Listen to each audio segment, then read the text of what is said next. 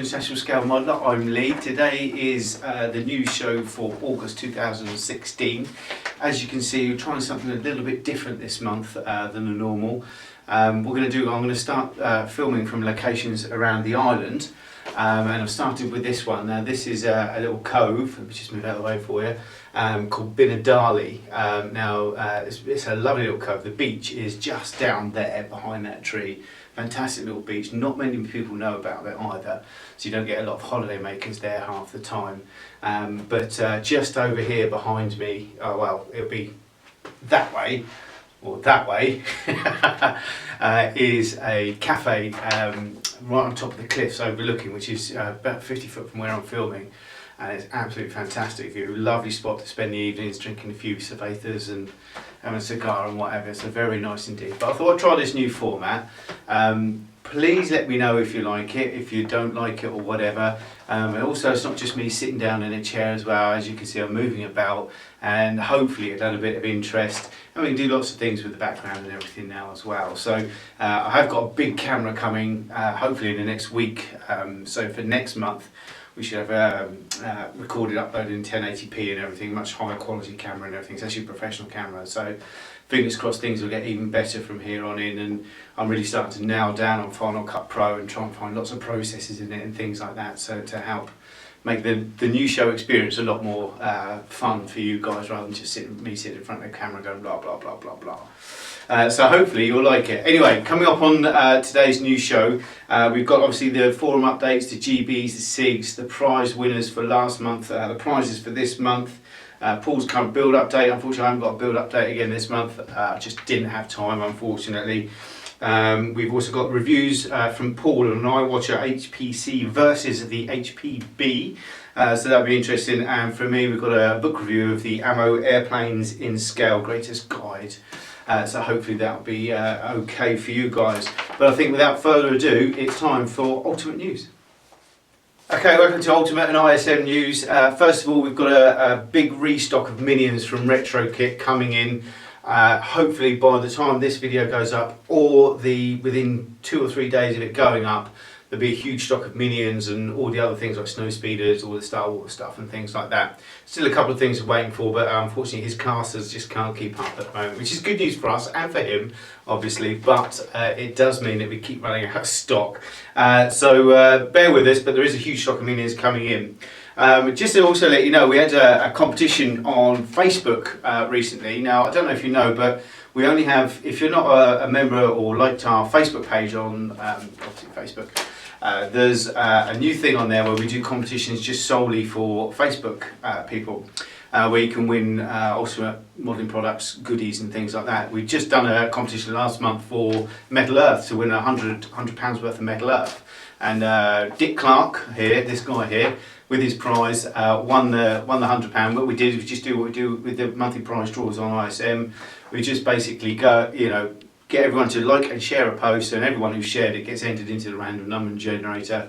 That pulls out a number, and there's your winner. Quite simple, don't have to do anything to earn it either, so really, really good. So if you're not a member of our Facebook page, Ultimate Modern Products Facebook page, please do go over, like it, subscribe to the page, and we'll be doing competitions at least once or twice a month from now on, just for little goodies and things like that, total freebies. But it's just to build up our Facebook pages, obviously. So yeah, they're exclusive to Facebook. You won't see them on ISM, and you won't see them on the videos or anything like that. They are exclusive to our Facebook page. So hop on over, like it, and then obviously when anything comes up, we just share the post, and Bob's your uncle, you're in with a prize shot. Okay, we're talking about our Facebook page. We actually hit 2,000 subs this month, so wow, thank you on Ultimate Modelling Products. That's great. It's really nice to see that taking off now, and we can safely say it's truly global company now, with our model products being sold in nearly every country, which is fantastic. So thank you to everyone for that. We are currently in talks with a company about a rather exciting new development, 2 of them actually, but we've got a new product release hopefully next month. And there may be some more exciting ones nearer Christmas as well, but we have to wait and see about that. As I say, a lot of negotiating and things like that, so what's going on? Just some model releases that obviously we were selling. Obviously, we're the sole distributor, UK distributor for Tan Model, we've got some fantastic news from Tan Model. They are bringing out a 148 Buccaneer. It's not like we haven't been crying out one for years. You've got that old Airfix one that goes for stupid money on eBay, and it's full of mistakes, and it's a horrible kit as well to put together. Barris at Tan Model has listened to these people, and he's going to do a 148 brick with a 172 to follow. Here's a couple of teaser shots from the CADs and everything, just of the legs. There's more to come. This will definitely be out by Christmas. There's also a couple more coming up from Tan Model. Other releases are obviously a 172 brick as well. We've got a 172 T33 coming out very, very soon. We've got some 132 F4Es, several of those, 132. They're going to be a lot of those. And we've also got a 132 Fuga Magister in conjunction with Daco that's coming out as well. So that's, I think, there's about 3 or 4 coming out before Christmas from Tan Model, so I actually can't wait to see those. And obviously, we're the sole distributor. We do distribute them to trade as well, so you can get them in all good model shops and everything. But if you haven't seen a Tan Model kit yet, go and have a look at the reviews. Go and buy one. They are absolutely fantastic, great pieces of engineering. And the good thing about Barris, the owner, he actually listens to modelers. He invites feedback and says, if you've got something that you would like to see on a model or in a box or whatever, give him a shout and he will do it for you. So absolutely fantastic. That's how all companies should be run, actually listening to their customers, which is brilliant. We've also got some new releases from Tarangus as well. We've got their 172 J32B and E Lanson, which is limited run, so there's not too many of those, so definitely worth having a look at those, because there's not going to be many of them around. They are a limited run. We've got the 148 Bulldog, the T1 British version and the SK1 Swedish versions. Both should be in stock by the time this video goes up. If not, they will be there within a day or two, so make sure to check those out as well. There is a possible another release from Tarangus before Christmas, but not 100% sure on that yet, but they may or may not do.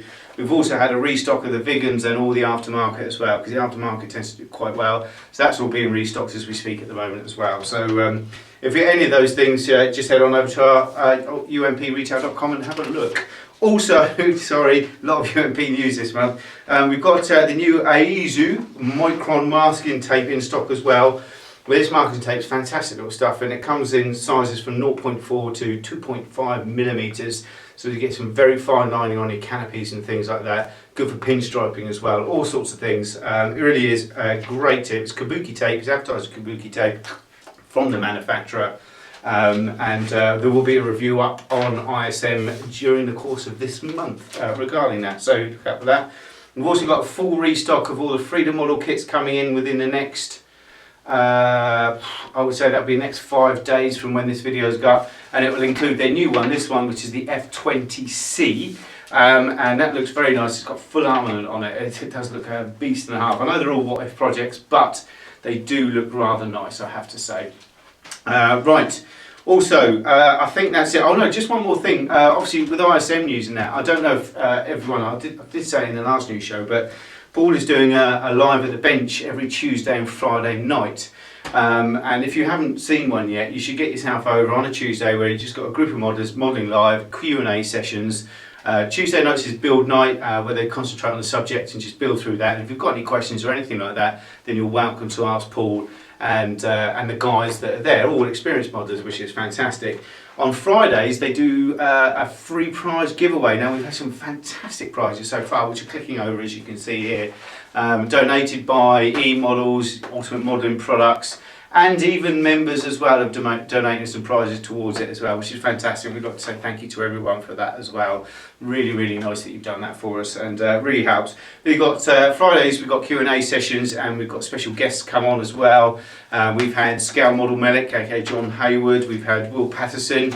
If you haven't, from Scale Models Critique Group, if you haven't spoken to Will, his videos are very, very informative. Great guy, and he does science the shit out of stuff as well. So we like Will. So right, okay. So I think that is all the news regarding ISM and Ultimate Modern Products. Now we're going to go over to a book review of Scale Model Aircraft, the Greatest Guide from Ammo. Over to me. Welcome back to International Scale Modeler. I'm Lee. Today we're going to do a review of another book, mainly because I've bought a few books lately and I just thought it'd be nice to review them, because there's not a lot of reviews of books on the internet. So for modelling and everything, there's a couple of written words and things like that, but nothing to actually show you what the content of the book is. So I thought this time, this is another one I bought from Ammo, direct from Ammo, but you can get them from eModels and places like that. And this is called Airplanes in Scale, The Greatest Guide, 2nd edition. As you can see there, it's quite a nice thick looking book. It's got some nice weight to it. It's not really a book, it's more of like a very high quality magazine full of thick covers and very shiny pages and things like that. On the back of the book, as you can see there, it just shows you a few models that's included inside the book itself and what they're using to do their guides on and everything. As you can see, it's all World War II planes, nothing else there at all. And on here it's just a couple of what looks like sponsors, Panzer Aces for airplanes. It's a bit strange. Okay, so there you go. On the spine, not a lot as well. It does say 2nd edition by Ricardo Abad Medina and Javier Lopez de Antha Garcia. And it's from Action Press. So let's get inside and have a quick look. You've got. I'm going to whip through this. I'm not going to try and make it too long for you, but just to give you an idea of what's in the book itself. I know it's a bit shiny and everything, but it should be okay. And as you can see, there's a little introduction, not a lot, but then they're straight into it with this North American P-51D that looks quite weathered and beaten up and everything. And it gives you an introduction about the aircraft, the pilots and everything, a bit about the aircraft itself, like the Mustang and everything. And then we go into materials employed, so what they used for the base kit, any extras and aftermarket they've used as well. Such as decals and resin upgrades and all sorts of things, and it looks like it's gone to town on this one. And then it shows you obviously taking off the sprues, how to cut it. I mean, this is quite good for a basic guy. It shows here how he cuts it. He does it a lot a way that I do it as well. I mean, I do this a lot when it's in tricky positions, which is cut off the sprue and then cut with a scalpel afterwards. And then obviously it's got filing, how to replace rivets or add rivets as well. Doing the rivet lines, things like that. And then again, it's like separating two pieces of plastic. Obviously, this tail plane here, he's going to have an angle. So really going to town on it. Inside the cockpit, you can see how he's scratch built a lot of stuff here. Shows you how to do the extra bits that he's scratch built as well. Looks a little bit here about working with resin, doing the cockpit, the instrument panel, and then weathering the inside. And obviously, they've gone for this. This tonal look here, with the modulation effects on the inside, which looks really effective. It looks very good indeed. Hopefully you'll be picking it up. Then it tells you how to do a wood process and how they've done the floor and everything. Again, very nice processes, well explained with notes that correspond to the pictures and everything as well, which is good.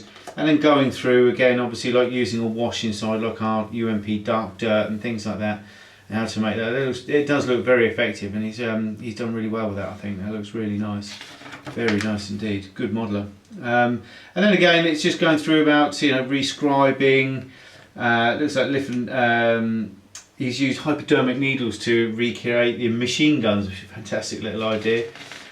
Great little ideas already. That I picked up several things there straight away that would help a lot of people. The washes, they do it different to ours. It looks like they're using a enamel wash there, and really, I mean, a normal clay-based wash like the UMP Dark Dirt will be fine there. And again, going through putting decals on, chipping, all sorts of things, rust, and it looks absolutely a fantastic result at the end of it. So nice little process. Again, it gives you the paints mixings here. They've used Tamiya for all of this. And it says here for the highlights, use 70% XF8 and 30% XF2, base coats, highlight shadows, fuselage, all sorts of things. So they've really gone to town and given you the full explanation of how to build that aircraft, and the end result, as I'm sure you'll agree, is great. And again, the same with this Mackie. Again, same sort of process basically. How to do the scratch building, what they thought they needed, what he wanted changed, what he wanted to add, take away. Very clear and concise pictures, very clear and concise instructions as well, and very good. I mean, it's in total detail, as you see. Again, a lot of resin LED on this one as well, and it takes you through the process. You know, fantastic internals on this. Look at that. See if I can get you in on that. Look at that. Absolutely fantastic work. This guy is a very good modeller.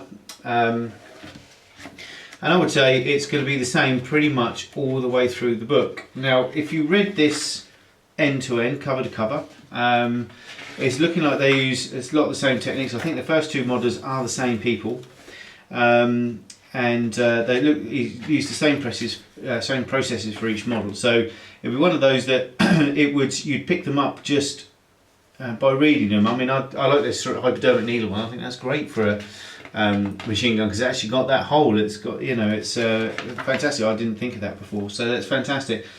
And again, going through again, and this is by the same builder again. This is Ricardo Medina. Yep. So he's just going through a few aircraft, and he's doing the same processes over and over again. Goes along with all this scratch building. I think this book will give you a bit of confidence to try something that maybe you wouldn't normally do. But the steps are all very clear and concise, and they do match the photographs as well. And there's another one this is another one. This is by the other builder, it's Javier Lopez de Anca Garcia. And he again uses a lot of the similar techniques. Apparently this Diwatween is going to be a nice kit actually from Tamir.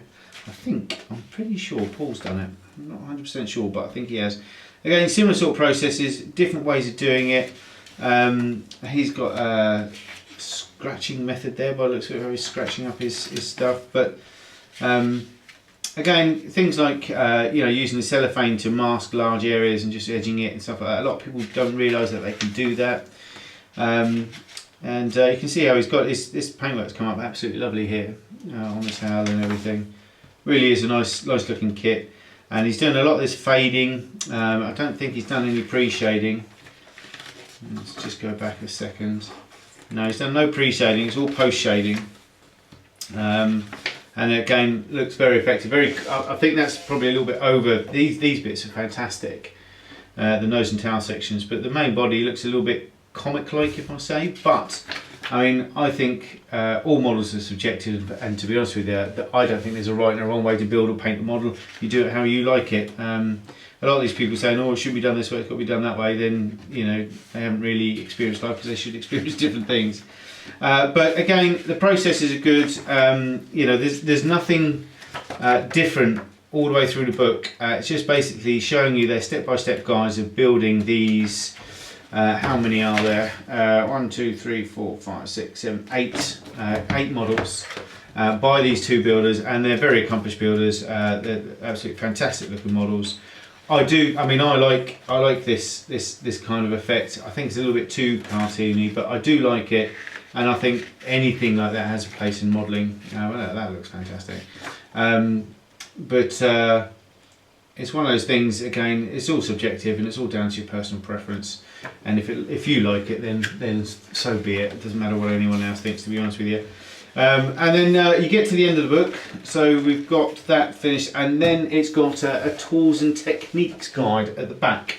Basically going through the tools. I think every modeler has got, most modelers have got these tools in their stash. I know I have several of each.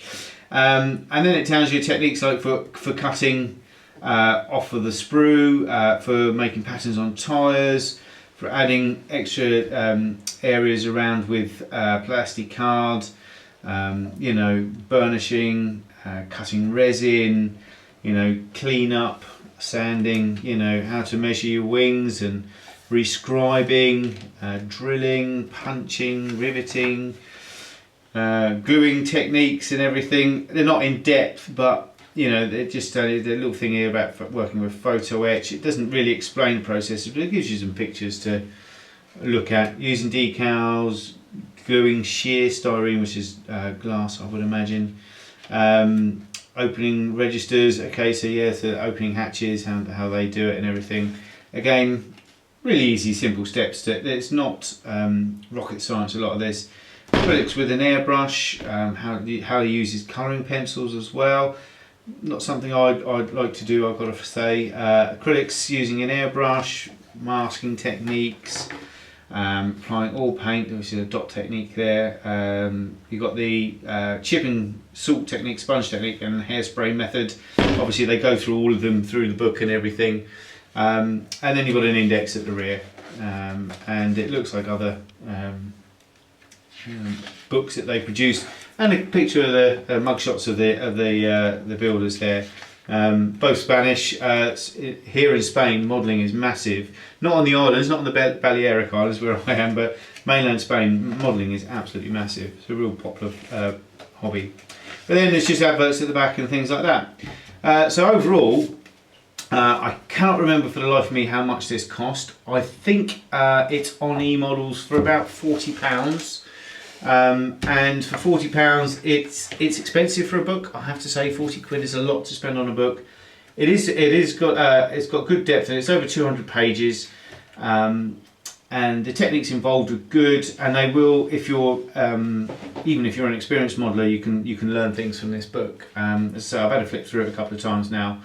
And there are techniques in there that I've picked up that I didn't use before. And as far as it goes, I mean, it's well set out, it's well explained, the steps are easy to follow, and I think if you're looking to up your game with regards to weathering and things like that, and some of the techniques that you want to use, maybe try some different ones and things like that, then this is a great little book. £40 is a lot of money. Is it worth it? You're looking at £5 per aircraft there, basically, to see how it's been built. I think if you've got the spare cash, then it's actually it's more of a modern look at building aircraft, because they don't have the panel line technique. It's all post shading and things like that. They haven't got the black basing method, but it's all post shading. There's no pre shading being done or anything. So. I think money wise, I think it's probably a little bit expensive at 40. 30 might be better. I think that would be in the right price range for that. So marks out of 10, I would give it probably 8 out of 10, and it's lost half a point because of the price. But apart from that, it's a nice looking book, and it's a nice one to pick up. And you pick up and read through the process of one model, put it down, pick it up again, and away you go. I'm glad I bought it. It looks good on my shelf, and it's one I have picked up a couple of times, just read while I'm having a cigar and a drink or what have you. So I think that's a recommend from me, and that is the Airplanes in Scale Greatest Guide, 2nd edition, and I think it's from Ammo. I'm not 100% sure, but you do get it on the Ammo site, but you can get it from eModels and places like that as well. So nice book. So until next time, take care. Bye bye. Okay, so there you go. As you can see, I think that's quite a handy book to have. Some great techniques in there, very informative, good pictures, good guide, and it is one. I don't know if it's the greatest guide. Haven't read them all. I couldn't honestly say, but it is a good guide and worth a purchase, I think. Right, so we're going to go over to the GBs and SiGs over on ISM now. Okay, so GBs and SiGs at the moment, we've got the Pacific Theatre of Operations, which runs until the 31st of August. That's a GB. That's any military subject from World War II in the Pacific Theatre. Now that has got literally, 2-3 weeks to run. So if you've got anything in that, if you're building something for that SiG, go ahead and get it done, because you haven't got long left before it needs to be finished, and we'd like to see some good level of finishes like that again. That would be fantastic, especially like the Russian one at the beginning of the year. That was awesome. We've also got the If It Floats SiG, which finishes on the 30th of September. Again, I've got one of this. Fingers crossed I'm going to get some time this month to model a little bit later on, because I'm busy September. So hopefully I'm going to get that little boat that I've got going on there, the Frem Aquitaine from FMK. Fingers crossed I can get some more done on that. Hopefully in the next few nights I should have some spare time. But again, that's sponsored by S&M stuff with some vouchers as prizes and everything. Really, really nice SiG there. It's nice to see a floaty thing every now and then. The next SiG up is the I Heart Tamiya SiG. So GB, sorry, it's main GB, and that'll run until Christmas. Now that is basically anything that's made by Tamiya. Doesn't matter what it is, as long as it's made by Tamiya, it will be included in in the GB. But one thing, out of the box, no extras, no scratch building whatsoever in any way, shape or form is allowed. So you're looking at, well, it's just, you're not even allowed to do seat belts or anything, no extra aerials or anything like that. It literally has to be built out the box as it's sold, and it has to be made by Tamiya. And that's the only rules. Looking forward to that one. I think there's Tamiya do a wide range of subjects, so I think there's a lot for everyone to crack on with in there. We've then got, obviously, we've got the non-ISM SIG, which is the one done by Lysis. The Summer Sci-Fi SIG, which is, again, we've got, 2 or 3 weeks left to run on that one as well. So if you've got something in that, crack on, get it done. You haven't got long to do it. Some fantastic prizes supplied by Lysis and a couple of other guys on the site. So well done to you guys. I'm looking forward to the end results. Some really nice builds in that. Really, really nice builds. So go check it out. Right, so that's it for the GBs and SiGs at the moment. I think we're going to go over to Paul now, who's done a review or a comparison test of 2 Iwatas, and they've been supplied by aircraft.net. So go over and have a look. Let's see what he's got for us. Hi everyone, Paul at ISM. Welcome to another review. Today we've got a review of another couple of airbrushes. These are both Iwata and they're both from the High Performance Plus range. Now one's HPC Plus and one's HPB Plus. I've been a long-standing Harder Steenbeck user and recommended countless of them to people. I use them for years. I've moved over to Iwata now. I just prefer the ease of cleaning them. I prefer how they spray. It's just a personal preference, there's nothing wrong with either. So I added a few more to these to collection. And like I said, we've got the HPB and the HPC Plus here today. Now, they're very similar looking, but there is quite a bit of difference between the airbrushes. This is basically the HPCH, but without the MAC valve. That's what I'm told anyway, so as far as I'm aware it is. And this is HPB Plus. Now, there's a few different specs on the back of each airbrush, which kind of explains the difference. And the HPC Plus, this is now my general all-round airbrush. I use it for priming, using UMP primer, general spray work, etc.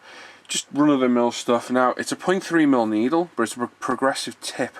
So it will do the real broad pattern of a 0.3, but because it's a progressive tip, which means it has basically 2 tapers on the tip, one, then another at the end. So that first slight bit of travel in the airbrush gives you real precise control. So this is a 0.3mm needle, 10ml colour cup. It's your standard Iwata shaped body. It's got a slightly taller trigger and it leans further forward than the B as well. You can see them there side by side. The differences, if I can get it up on top, you can see. So there is a slight difference in them, but the body for all intents and purposes is roughly the same. So 0.3 on this, it's a 0.2mm on the B, it's a 10mm colour cup on the C, and a 2mm colour cup on the B. Now they've both got the needle stops at the back, they've both got the easy reach needle chuck, so to give you that extra pull back. If you don't know that on Iwata, when you clean it out, you can pull the needle further back than the trigger does to give it a real good blast out. And like I said, they both look very similar body wise, but there is that difference. So this is more general purpose, this is more precision. So you got the smaller colour cups, you don't need as much paint, you got the 2mm needle for precise work, and that's what these are going to be used for. So if we open them up and have a quick look, typical Iwata packaging. Like I say, both same kind of packaging from the same range, just different types. So we open the C up first. Typical Iwata packaging. Very sturdy box, you got your instructions. So a quick start guide about painting, starting airbrushing, cleaning, etc, etc. It's very, very basic information. You get the airbrush, you get the needle chuck, spanner, and a tube of super lube, which is fantastic on Iwatas. Excellent. In the B, which we'll put over there as well, get the instructions, airbrush, and the same bits and bobs too. But as you can see, it's fundamentally smaller. So we get them both out, we'll have a quick look. Now the only thing that bothers me about Iwata is they don't give you a quick connect for your airbrush hose, with the Harders do. So I've got my two here, which I'm going to screw on in a second when we're done. Make a little bit of room here. So there we go, there's the airbrushes side by side, the B on the top, C on the bottom. And as you can see, there are some slight differences. The trigger is a little bit lower on this one. It's not as angled far forward. Smaller colour cup. Other than that, they do look identical. Now, the precise feel is there for both of them, typical of all Iwatas. You can adjust the needle tension a little bit, the trigger tension, by adjusting the barrel inside. There's a little bit of adjustment in there to allow it. The B is very, very nice in the hand. Smaller colour cup and the position of that trigger. It's obviously aimed at more precise work, and you can get pencil thin lines with this. I would say if you're looking to get something like a custom, which is a very expensive airbrush, get something like this if you can't afford it. This is made to do very precise work as well. With that 2mm colour cup, it doesn't hold too much paint, so you're not going to be spilling everywhere, and it's a very, very nice all-round airbrush. The C, which is my workhorse, comes with a colour cup cap. The 2mm one doesn't. Again, same precise feel, bit more of a different feeling trigger on this because it leans forward a little bit and it's a bit taller. It does feel not quite, not to say precise, but it definitely feels different. There's definitely a different feel there. I've been using this now for over a month. Absolutely love it. It's replaced all my harders, and that's how it's going to be now. I'm just an Iwata user. So, like I said, they've both got the cutout on the needle chuck at the end. So, like I say, you've got your normal needle nozzle travel there. Needle travel, rather. And then you get an extra bit of travel at the end. So, when you clean it, you can pull back on the needle about another 5mm or so, so quite a bit more. And that gives you a real quick blast through. Makes colour changes very, very handy. Finish is impeccable on both of them. Absolutely beautifully finished. Flawlessly done. They share the same type of needle nozzle inside, which is Iwata's typical one. So a little bit of care needed with those, because drop them on the floor, they're easily lost. And other than that, that's the main differences. Like I say, the C is made for more general work. The B is made for more precise work, so you can pick it on what you want to use it for. We'll take them into the spray booth. We'll have a little run some paint through them, have a little look and see how they both perform. Okay, so we're over in the spray booth. What we're going to do, I've got my test plane. I call him Steve. Steve the test plane. So he's already been used plenty of times before. As you can see, we've got clear coats on there, some paint underneath. So we're just going to put some of this ISM66 down through both of them, show coverage they can do, see how precise they can spray, and see how they atomise the paint as well, and see what the difference actually are. So what I'm going to do is going to mix up. Always mix your paint in a colour cup out of the airbrush. I was terrible for mixing it in there. I did it for years. Start getting some of these cheap mixing cups from Poundland and whatnot, and then if you go online, you can grab the cellulose grade ones fairly cheap as well. Paint mix is good as well. This Badger one's absolutely brilliant. Martin sells this as well, and it is absolutely fantastic. What we're going to do, we're going to mix a little bit of it up. We don't need a load. We're going to throw in some U&P Ultimate Thinner. Always give it a good shake before you start.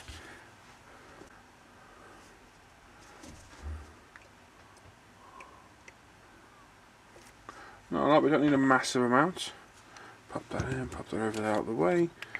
Give it another mix up. Probably about a terrible noise, I know, I do apologise. It's probably about a 50-50 mix, which is fine or general spray. And if you're going to be doing fine and stuff, you can always thin it a tad more. So, like I say, for this one, we're going to use the HPC Plus. This is my general workhorse. Going to chuck in a bit of paint. We're at 24 psi on the compressor. It's a nice day, it's not too humid, not too warm, so there shouldn't be any problems when painting. So I'm going to chuck my boot on.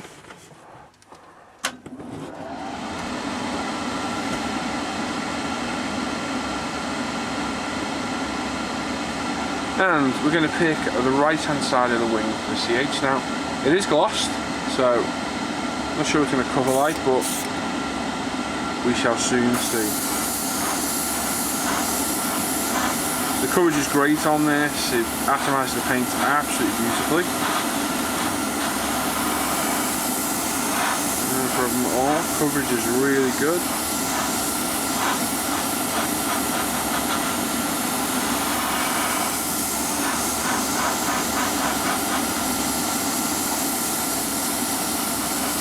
Sprays very, very nice. The Mr. Hobby paints are fantastic as well, so if you get any paint problems with those, if you open up a bit more,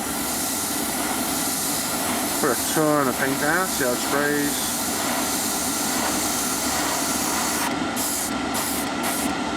Job done. So there you go, covered, no time at all. What we're going to do, we're going to put that in its holder, we're going to grab the B. This is now the B. I'll put a little bit of cleaner through. Same paint, same thinning ratios, same pressure, everything. And let's see how this thing paints differently to that one. So, it's the HPB Plus now.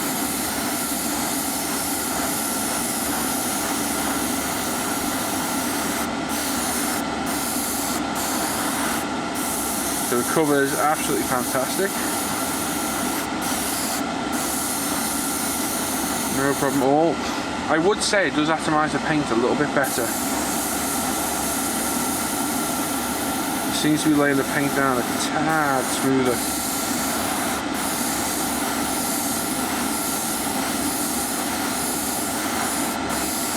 There we go, there's a general coverage. Then what we'll do is we'll come in thicker like we did with the HPC Plus. If we've got enough paint in there.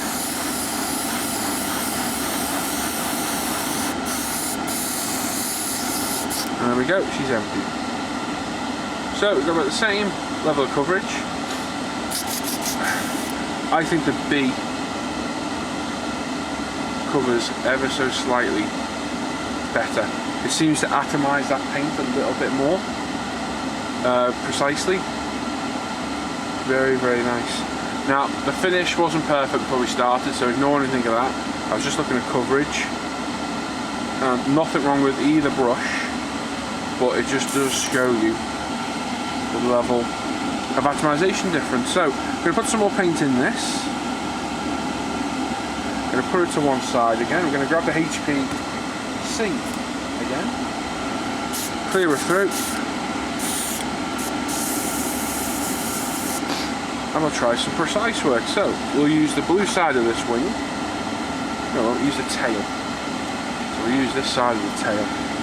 Let's see what we can do. You guys are in shot.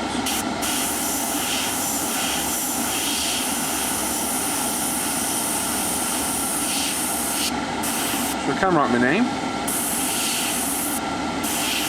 I think the paint could do with being a tad thinner by the look of it.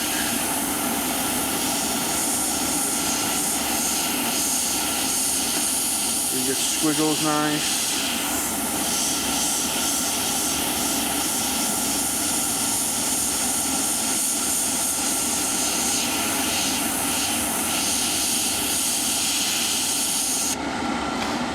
So yeah, we've got good control. Consider it's a 0.3 needle, and it does have very good coverage on open fully up. You can get right down. I've written my name there and whatnot. So I think the paint could do being a tad thinner, but no problem there. So we'll switch back to the B. This is the B. We'll see what we can do. This side, let's see if we can get my name again.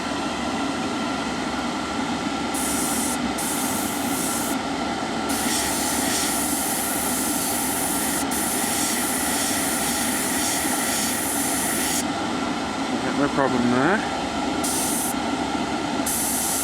The trigger controls are a lot more precise on this. You do not need to pull back at all much.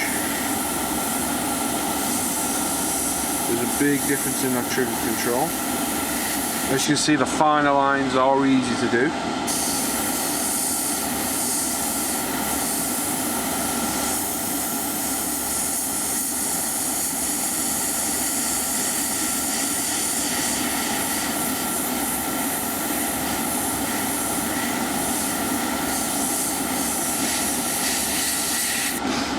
So yeah, for me, there's a definite bit of more control in this. It seems to atomise the paint a bit better as well, the general coverage. Yeah. Just going to do both airbrushes out onto this. There we go, there's that. Grab the B, which is quite a bit of paint in, so we'll ditch some of that out.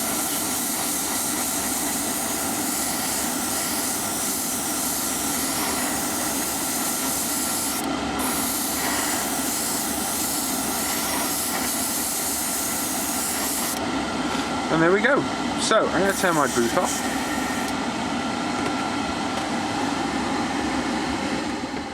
We'll have a quick look at the results and then we'll show cleaning, because that's another thing that's completely different. Because that smaller neck on the colour cup, it's going to make cleaning a bit more difficult on that B.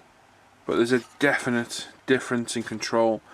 The B is a lot more precise, but easy to get very fine lines. In all fairness, the paint could have been just thin that little bit more. And it would have helped both airbrushes, but definitely struggled to get as thin a line with the C as with the B. So definitely a bit more control. Overall coverage probably about the same for the pair of them. The B does seem to atomise the paint that a little bit better. Very comparable with the custom Micron, which is my go-to detail brush, and this thing's a world apart again from both of those brushes. So yeah. If you're looking for a general airbrush, I go for the HP C+. These are £151 from air-craft.net. If you want something for a bit more finer work, like if you've already got a basic brush, then I'd have a look at the B. A little bit more control, a little bit more precise, don't need as big a colour cup, etc. Definitely have a look at that one. For me though, my weapon of choice is the C+. This is my go-to precision airbrush, and what I've been using the B for is things like Mr. Metal Colour, the Super Metallics, bits and bobs, anything that, yeah, I don't want to go through the other airbrushes basically. So cleaning, we've got UMP's airbrush cleaner, my go-to cleaner. You can see in there the colour cup is pretty dirty, but the one thing I do love about the Iwatas is the wide neck on the colour cup. It does make cleaning an absolute doddle, and I found I used to have to strip down my Evolution every couple of weeks. This, I haven't actually needed to strip it down yet, I've just done it as a matter of course. The wide neck allows you to get a brush right down in there, right down to the bottom, no problem. To excuse my sniffing, I've got allergies, I think. They're kicking my backside today. So yeah, get the brush in, backflow it, get the majority out, give it a wipe, and that should be, there you go, probably like 90% clean. Give it another go, quick back flush, spray it away. Simple, really is easy. So that's the C, real quick and easy to clean. Now the B isn't as easy because the neck is a lot smaller. So with the brush it's not too bad, because you can get brush in there. You can't get a kitchen roll in there with your hand or your finger. So cleanup is that little bit more difficult, but if you are looking for a precision airbrush, it's definitely a worthy contender. This is where I'd now get my finger in there. I can't get it in there because it doesn't fit. So that is probably another difference as well. And we do have stealth remnants of paint in there, which airbrush cleaner is dealing with quickly. Backflowing, one of the greatest things you can do for cleaning your airbrush. People will tell you, oh, don't do that, it goes up the needle nozzle, but I've not had a problem yet, especially with the Iwatas. No drama at all. And there we go, clean. Clean as a whistle. Now, like I say, I've not needed to strip any of the Iwatas down yet. I've not had a blockage or thought, oh, that needs doing. I've literally done it as a matter of routine. So they're definitely an easy airbrush to maintain, but whether you go for the C plus or the B plus, they're both going to serve you well as general all-round airbrushes. To me, I go for the C plus if you're just after a general day-to-day airbrush, just because of the larger colour cup. and the wider neck on the colour cup as well. So the larger size, 10mm as opposed to 2, and makes it clean a bit easier. If you're after a more precise airbrush, go for the B. But whichever one you go for, you won't go wrong at all. They're both fantastic airbrushes. So there you go. Like I say, I'm a complete Iwata convert now, and I love these things. The B has been absolutely fantastic, but the C has been my workhorse now for a good month, and I'm absolutely loving it. A couple of the other guys I know bought them as well, and they're loving them as well. So nice to see that other people share the opinion as well. But funny thing, airbrushes, everyone thinks different. It's like PS3, Xbox, etc. Or PS4 rather, Xbox One.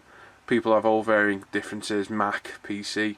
So you're always going to get an argument over this, but for me, I prefer the Iwatas for the reasons I've stated today. And there you go. So the HPC Plus and HPB Plus, my Iwata, both available from Martin at www.air-craft.net, 155 and 151 respectively. And either one you pick, you won't go wrong. But like I say, if you're looking for more precision, go for the B. Looking for a general all-round workhorse, go for the C. There you go. So thanks for watching, guys. I'll catch you around, and I'll see you soon. Right, there you go. Thanks, Paul, for that comparison test there. Two nice airbrushes by the looks of it. We're going to go over to the winners of the competitions now. Now, obviously, as I do every month, if you've got a, if you do win a prize on ISM or UMP or anything, please take a photo of it once you receive it. Pop it over to me so we can put it in a rogues gallery over on the competition winners thread on the ISM. That would be fantastic. It's nice to see people with their prizes, especially when they do it with their kids as well. Some fantastic photos on there. Right, okay, so we're going to go over to July's prizes. Were from E-Models, we had the Tamiya 1350 HMS King George. This one here, very nice kit. And from Ultimate, we put in the 3 sets of awesome form card. Now this stuff is fantastic. If you haven't got some, get some. It really is a life changer. Anyway, over to the winners, and the winner for the Tamiya 1350 HMS King George is Guy Mack. Guy Mack is from Belgium. Well done, Guy Mack. I think his name's Guy. Anyway, I think Guy Delis. I think. Anyway, so well done, Guy. You found that fantastic King George HMS King George from Tamiya. Looks like a great kit. And now, obviously, from Ultimate, we've got 3 sets of the form card here, and the winner of the 3 sets of form card is Doppler Shift. Doppler Shift is from the UK. Sorry, I haven't got any more details about you, Sam. But you win the form card. So if both of you could PM me your names and addresses on ISM, that would be fantastic, and we'll get these prizes out to you ASAP. Right, okay, so the prizes for this month are from E-Models. We got Tacon's brand new 135 Gepard A1, A2 in a leopard livery. I saw this when I built a Gepard, the Tamiya one. God, must have been a couple of years ago now, something like that, thread somewhere on ISM. But I built that, and that was a fantastic kit. It'll be interesting to see what this new Tacon one is like compared to that one. I think I might get one just for that fact. But when I was searching for reference material, I saw this leopard Gepard. I don't know, it was for a show or something that they did. It looked absolutely fantastic, so it's great that someone's released one. I thought they would eventually anyway. So, and from UMP, we've got a £25 gift voucher, which you can spend on anything on our website whatsoever. And if it's on our website, you can spend it there. So that's the 2 prizes for this month. If you want to get in with a chance of those, head on over to the forums, go to the competition thread where it says August free prize giveaway. All you've got to do is make a post on that thread and you're included. And winners picked by a random number generator every month of the 2 winners, and your prizes will be with you within a week of letting us know. So there you go. Right, so now we're going to go over to, let's have a look. My notes are quite long this month. We're going to go over to Paul's section and have a look and see what he's got to build. Over to Paul. Okay, thanks, Lee. So welcome to my section of the news show. Got a bit to get through this month, not a massive amount, but we've got a few important things to get through. Number one, thank you to everybody that took part in my really good SIG. It lasted 6 months. It ended at the end of July. I think we had 50 people take part. Over half finished. That's great. I think about 5 of me though. I went a bit mad in that one, building all sorts of cars and bikes. But everybody that took part, thank you very much. I've got prizes to give away. Once we get the judging done, the slideshow up, I'll announce the prizes and we'll let you guys know. We've got some great prizes. We've got a WRC backpack that you can't get anywhere else. It was donated by Rally Chef, so thank you very much. and a couple of kits donated by John. So again, thank you very much, John. One's a car kit and one is I forget now, it's a hot rod or American muscle car, and absolutely fantastic prize. So once we get all the judging done and out of the way, we'll announce the winners and get the prize sent out to you. So thank you very much for the tough part. To replace that now, Eric has done a truck SIG, so it's eastbound and down, he's called it. Anything that serves a purpose, really. So not just a pickup or a small truck, but anything. I think Eric SIG basically anything Unimog size and up. So it needs to serve a purpose, or be a heavy goods vehicle, SUV, long wheel truck, anything like that. And that started now as well. So that's on the forum. That's got its own build section as well. And hopefully, I'm hoping to take part in that myself. If I can finally decide on a truck to actually build. So that's there as well. As a few of you may have seen, not last weekend, the weekend before, we did the 48-hour build, which was absolutely fantastic. We went live on Friday, all the way through to Sunday evening, about 32 hours in total I did over that weekend. It was absolutely knackering, absolutely tiring to do. We had loads of prizes to give away. The Styrene Syndicate organised this, and we were running side by side with them for most of the weekend. Those guys had some fantastic prizes. I'm gutted I didn't win the King Kong. I really am. But anyway, some very lucky person won that. But yeah, it was a great weekend. Gil and the guys did a fantastic job, and my guys were absolutely superb as well. Like I say, they had a ton of prizes to give away. Some very lucky people got some excellent stuff. We had a load of prizes, just kept accumulating over the weekend. People donating stuff, adding stuff to the funds and everything, and it was just great. And a lot of the guys stepped up and gave kits away. So we think we ourselves gave about 6 or 7 kits away over the weekend, and Gil and the guys, I don't even know how many they gave away, but it was a lot. And it was a brilliant weekend, great fun. I managed to get my Zero built. She's actually here next to me. There she is, that little thing. I'll show you my build update in a second. Great fun. All the guys were fantastic. It was hard work. We've done them before, but I've never run it like a show, so it's just been building. I've never taken the time to sit there, read all the comments, reply to people, show people how to do things, and yeah, it was interesting, but like I say, it was hard work, and but the community spirit of it was absolutely fantastic. Couldn't ask for anything more, so well done Gil and all the guys over there, and thank you very much to my guys as well. You were all absolutely fantastic, so thank you. And everybody that watched us and commented, thank you again, and here's to next time. There will be a next time. We'll definitely sort something out, and thank you very much everybody. It was absolutely fantastic. The live shows have been rolling along, getting more and more popular every time. Last month I announced on here I started doing my own channel, and then me and Lee thought they'd be better on ISM, so I had about 5 minutes waffle that Lee just put up. Ignore all this because I'd said they were on my channel. They're on ISM now. They're on this channel. They go live on a Tuesday and a Friday evening, 7:30 PM UK time.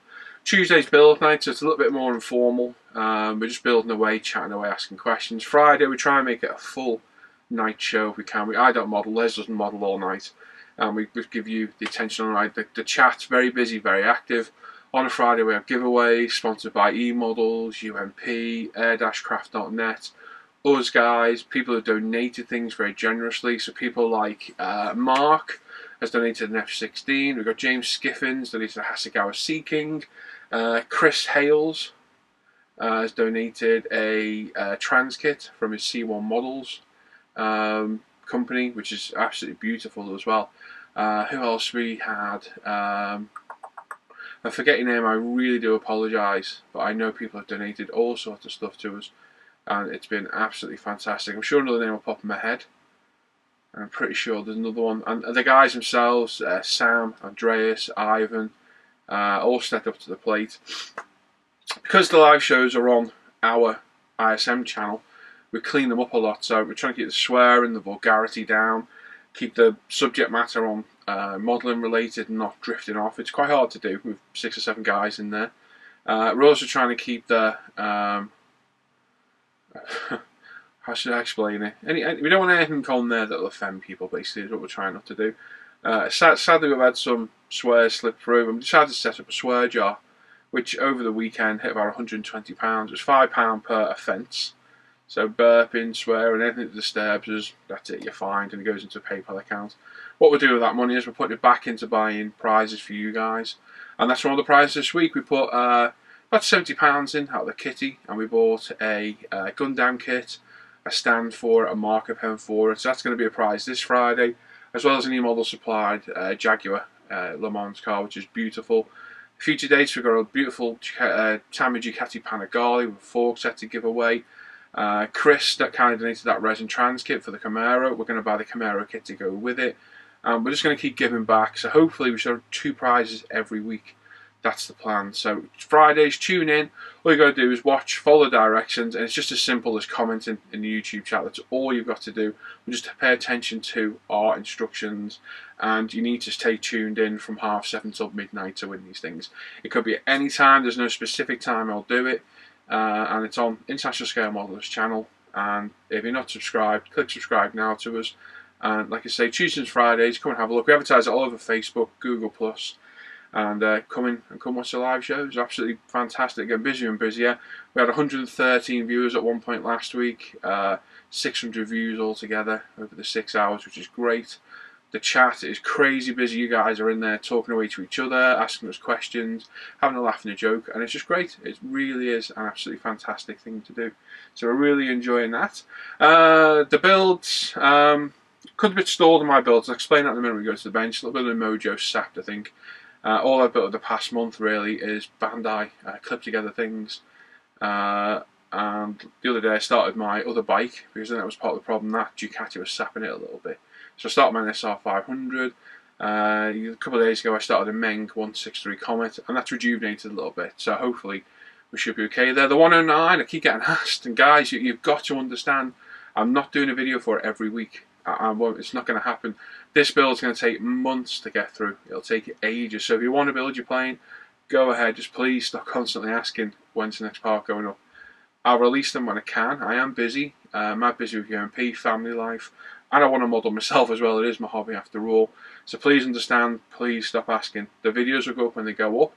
I'm aiming for every couple of weeks, so it's not that long to wait. It's been 10 days since the last one went up, and I'm aiming to do it over, hopefully this coming weekend. It's Tuesday today. Sorry, it's Wednesday today. So yeah, hopefully come over the weekend it should be up. So that's it. But please stop asking me. They will go up. I'm not going to stall and not do them, but I can't do a part every week. It's too much to do. They take at least a day to film and edit, and it's a day out of my week. It's a full day I need to do it, so I need to pick and choose. But that's doing well. Part 1 went up. We got all the cockpit built. Part 2 will come up. We got it all painted, weathered, etc. So looking forward to that. It's great build, and great to see some of you guys joining in with the build as well. Absolutely fantastic. Shout out to Steve M. Steve Mottram has got a M group build. I think it starts the 23rd of August, so in approximately 2 weeks-ish. Anything with, it was originally anything with M in the name, so like ME109 or ME262 or M18 Hellcat. But I think there was a lot of confusion caused, and a lot of people bought kits, so Steve just opened up to anything with an M in the name. So I'm going to build a Gundam just to make things easy. Steve's a great guy. He's a big supporter of ISM. He's a real nice guy. Does some great videos, and this group build he's doing has proved very, very popular. So go subscribe to Steve. Now he's changed his channel name. It was Steve Mottram. I think it's called Motty's Models. I'm pretty sure. Yeah, I'm pretty sure it is. But if you just look for Steve Mottram on YouTube, you'll find him there. And he's got a Facebook page called the M Group Build. Have a look on there as well. It's going to be a fantastic group build, well worth a look. So pop along, have a look at that. I can't wait to start that one. Looking forward to building that Gundam kit, so it should be fun. Also, another guy I'm going to give a shout out, new guy to making videos, Wayne Hall, WH Models, I think the YouTube name is. Wayne seems a nice guy. He's made a couple of cracking videos lately. First one, the problem with the audio was very quiet, but the last two, he sorted that problem absolutely brilliant. Good quality videos. It's quite natural on camera as well, so the videos are nice to listen to. He did his final reveal of his Spitfire and a review of the Edward new Harrier that's come out as well. So WH Models, go subscribe to Wayne as well.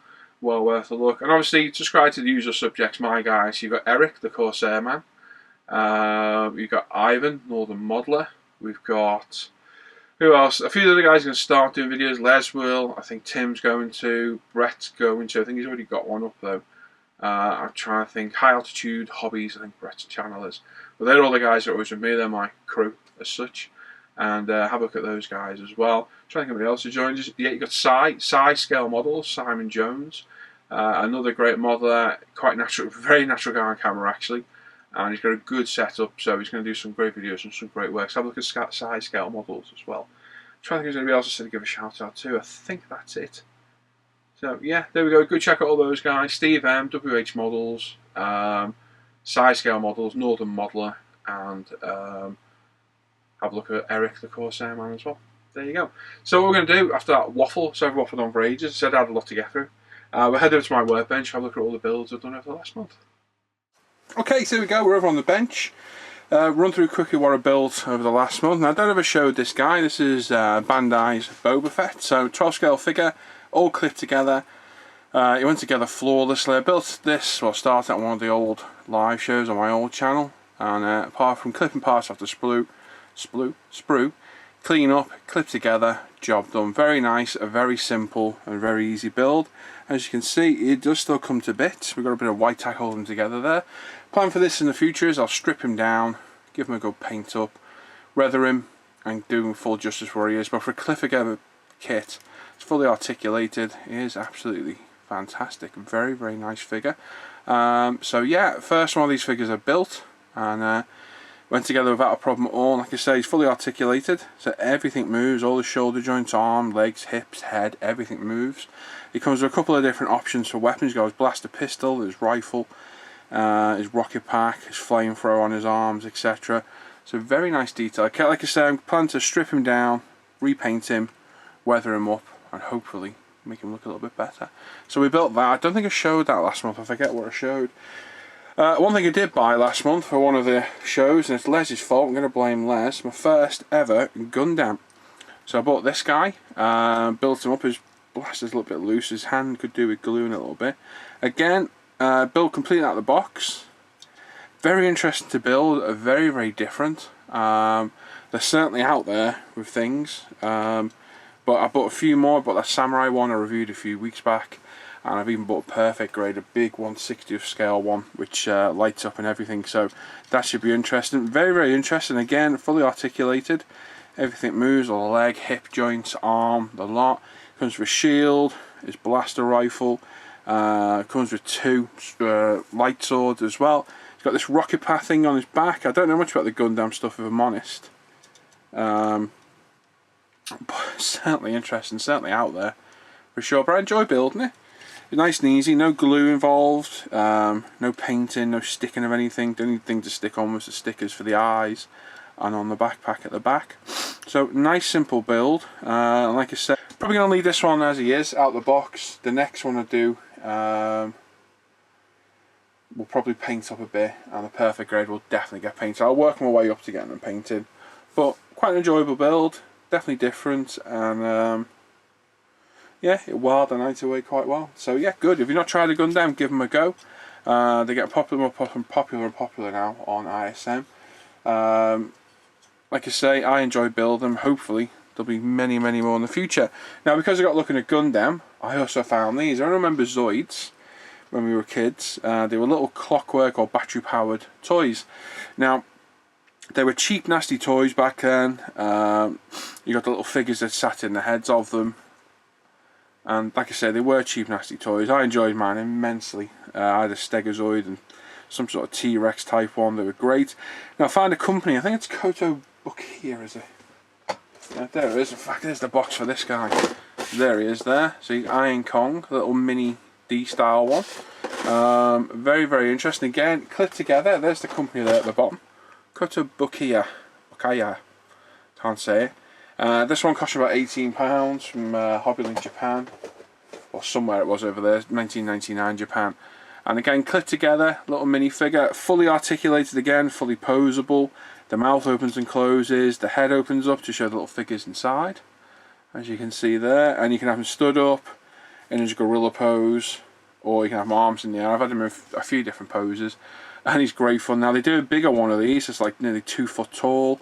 It's about £200–300. I don't mean in weight, I mean in value, and I'd love to get that. but it's a lot of money, and I've already added a few of these things already. I bought a Zoid Liger, the Death Scorpion, Death Stinger as well, so not cheap at all. And again, just clipped together, completely out of the box. I did this in the night, and it was great fun. Really good. His mouth moves, and yeah, it's just great. It's my little bench garden here, sit on the bench.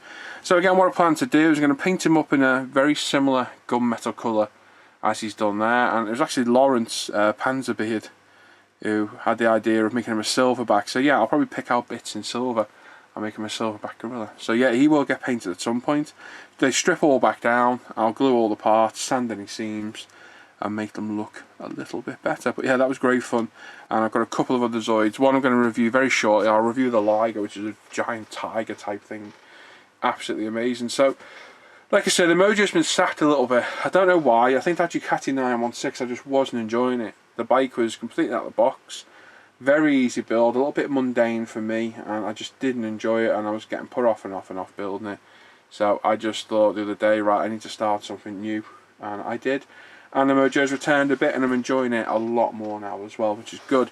But the 48-hour build, we chose a Victor over Japan day theme, because on the 15th, in 5 days in the UK, it's Victor over Japan day. So I picked this little 72 scale Airfix. I was clever, because I've done 2 of these now, and both been 48 scale, and they're a killer to build over that time. So I thought I'll pick a 72 scale little kit, and there we go. So I got it all finished to an acceptable level as well. It's not too bad. Painted, weathered. The canopy was an absolute nightmare, regardless even of Antonio. Yeah, I know you're probably watching. Oh no, it's easy to mask. Oh no. No, it's not. Get a mask set for it. It was a nightmare to mask. It really was. So yeah, I built up to an acceptable level. It's had a bit of post shading, fading, some pastel work done to it. Chipping, we were chipping masking fluid. Underneath, not all that well, but this did start running out of time, I'm not going to lie. But to me, it's acceptably done. So that was that. I enjoyed that over the weekend. I'm glad I picked a 72 scale kit. I really am. Something that started the other day was this kit. I'll show you the box quickly. I bought this the other month, quite cheap off the forum. It's Meng's 132 ME16B Comet. Very nice, unusual little kit. It looks to go together very well, and it does. I built the cockpit up, as you'll see in a minute. And enjoying the build. It's going to rekindle my aircraft mojo. The bike's got the bike on back. I'll share that in a minute. I'm loving that NSR 500, and I've still got my Tiger to carry on, the 48 scale one that I need to get done this month, so I'll carry on. Hopefully I can get back to that crash video as well. The armor mojo is just kaput, absolutely is, and I'm hoping that that'll get it back to a more acceptable level. So yeah, this is just getting built for me. It's not part of any group build, nothing. I haven't reviewed it, although people did ask me to, and it's just for me. So what I did over the past, well, a couple of days, including Tuesdays live at the bench, got the cockpit painted up, all its components, the sidewalls, the seat, instrument panel, etc, etc, and we just lightly weathered it, all completely out of the box. So as you can see, instrument panel with all the individual decals in. We need to put some clear over the top, a little bit more work on that to make it look a bit better, a little bit of chipping. That's come along well. The rear bulkhead come along very well, quite happy with that. Again, do a little bit more chipping on it. Seat, not too bad. The seat harnesses are a bit crap, if I'm honest, and it does actually need wiping off some oil there from last night, but overall the kit's not bad at all. It's gone together well. The actual tub itself, quite nice. Just give it some light weathering, some post pre-shading, fading, a wash, etc, dry brushing, just to bring out a bit of the detail. Like I say, it's out of the box. I'm following instructions to the letter, including the colours. One of the sidewalls there, very nice, and the other one there as well. So a nice simple build. It's an interesting looking aircraft, and not too big. I just can't decide what scheme to do. So let's have a look, because there's a captured British one or the typical German. I am swaying towards the German one, but we'll just see. Now the other kit I started as well, did a review this the other week, is this beautiful Hasegawa NSR 500. It's in the Rothmans scheme. I've got the aftermarket decals to get rid of this pathetic racing thing that Tamiya put on. I've got aftermarket sets for it, all sorts of stuff, and it's going to be a very, very nice build. So I made a start on the engine, which we have here and here. So there's a good few hours in this, painting it up, detailing it up, etc. So multiple metal colours, a few washes, bit of fading, plenty of pee. Some of it still needs painting up, these wiring bits and bobs, which still need gluing in actually properly. Need gluing in. We have to mask off these cylinder heads. We use that new tape that we started selling at UMP to mask those. Absolutely fantastic. Really, really good. All the way around to there. We've got the nice stick-on Honda logos. Again, there's no wash needs to come off those. It's been on their setting. Everything you see shining on there is PE added afterwards. PE bolt heads. The clutch is there. There's 16 parts just in that plate on the top. The actual clutch itself underneath is about another 18 parts in there, all layered up to build up the clutch itself. Very, very nice, and that thing looks really well. Got hose clamps on there. There's a few other details to add here and there, but that's where we stopped working on it the other night. We got this part that goes on here, which is the intake. Now, what came on here, again, it's painted in metal colours, given a wash, etc. Now where I've got mesh on there that you can see, I was trying to show this on a live show the night but it wasn't shown, but you can see it now. That was actually a clear plastic part with a decal on, and I was nowhere near I was going to put that on, so I had some of this hexagonal mesh PE in the spares bin, so I took it out, folded it around, moulded it around the clear part. It was an idea of Tim, cut it out and stuck it over, and it looks a million times better. A lot nicer, so that's going to add a lot more interest, and that just sits on top of there like so.